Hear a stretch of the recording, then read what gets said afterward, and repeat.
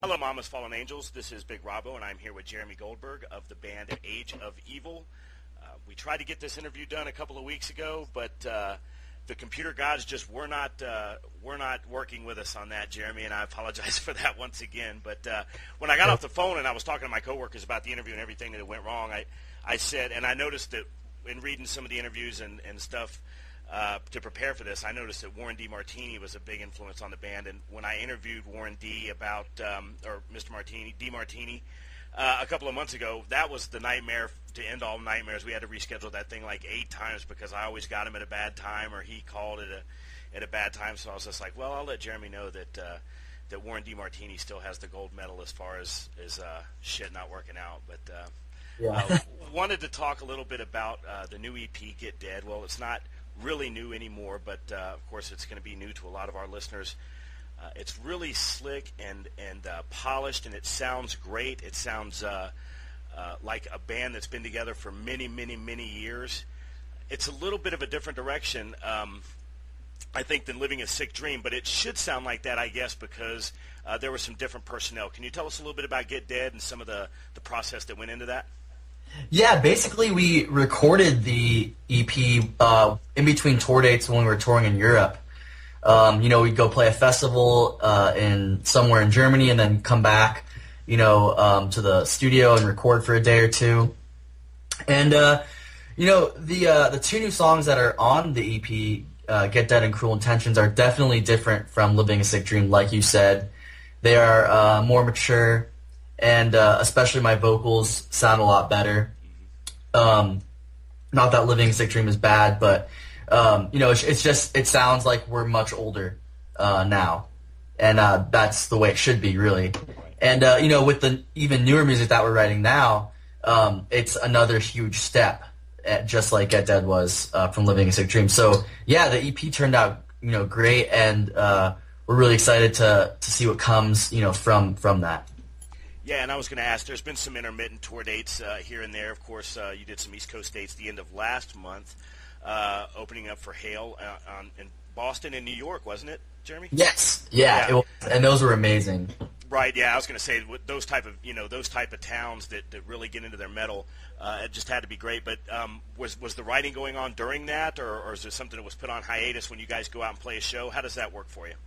Well, actually, when we were touring with Hale in New York and Boston, right after those 2 shows, we went back to Philadelphia to work with a producer. So we had already had songs ready before we went. So, let's see, a couple weeks before the Hale dates, we were writing, and then the last couple days before the shows, we were rehearsing for the shows. And, we're constantly writing every single day of my life. I am writing and recording music. There's literally, I don't make plans for anything. Everything revolves around what I do with the band. And that's just the way it is. I mean, right now is probably the most important time for us because, now is the time where we have to come out with the new album that's just going to kick everyone in the ass again and have the hit songs and all that good stuff. And this is kind of the critical time for bands when they start to get a lot of buzz and things like that, and then they need a follow-up. So every single day, we work until 3 or 4 in the morning, and then I go on sometimes from there till 6 or 7 in the morning working on website stuff for the band, and it's just literally working all day. Yeah. And that's something that I wanted to bring up, too, because I remember when EPs used to be something that were a lot more common than they are now, and I thought that the EP was great because everybody looks at that sophomore album as the one that really is a maker or a breaker, Jeremy, and it's good to have the EP out because you can see, like you just said, that the songs are more mature, you're moving in the right direction, so it's not something where people say, well, yeah, the debut was really great and they had a lot of promise, then it kind of slacked off. I think that's what EPs do in a good way. Is that something that you guys saw as well?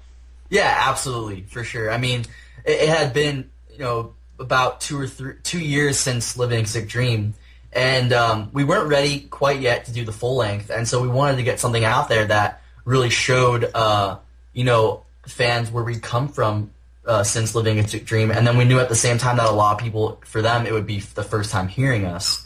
And so an EP was really important, and so for the first-time listeners, now they're going to want the full length, and then they'll see, what comes from that. So in a way, this will be the follow up for those people. You know. Right. I wanted to, actually, I take that back, Jeremy. I don't want to. I've seen it brought up in every other interview, and it's something that's out there. The age thing, and I know I'm sitting there asking this question, and I know you're sitting there going, geez, can we talk about something else other than how freaking old we are? But wanted to bring that up. Obviously folks from my generation that grew up on, well, we're kind of there at the big bang of our metal with the bands that have influenced you so greatly, with the Judas Priests, with the Megadeths, with the Metallicas, and so on down the line.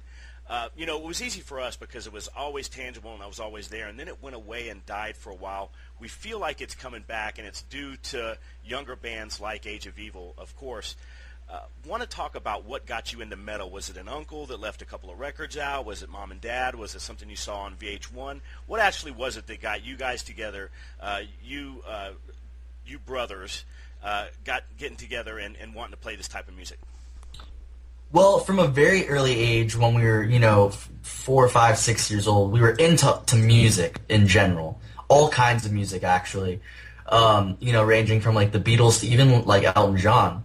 And that was actually one of my first concerts. And then, I think it all started one day when Jordan first heard two guitar players come to mind, Santana and Randy Rhoads. And I think he might have heard like Crazy Train on the radio, and for him to hear Randy Rhoads doing the things that he was doing on the guitar, he didn't think it was possible for someone to play like that. And then the next thing that Jordan did was he went into a guitar shop down the street and put a guitar in his lap, and then immediately knew that it was the right thing for him to do in his life.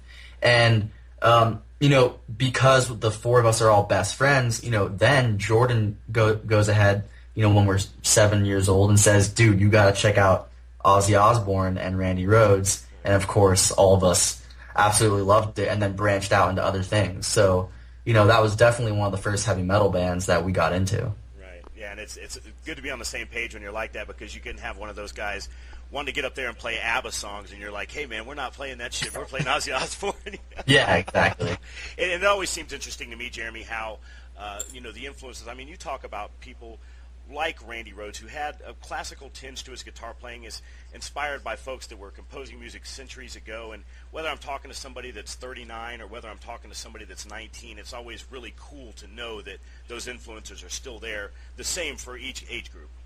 Yeah, definitely, because, someone like Randy Rhoads, his guitar playing is timeless. It's not anything that is irrelevant from today. It's still, just as good. And, I think that's really cool, and that's why we also fell in love with heavy metal and rock and roll. Just because those bands and those guitar players and those singers and everyone in the band, their music really doesn't have an age limit or a time limit. It's no longer irrelevant like something like disco might be today. Yeah.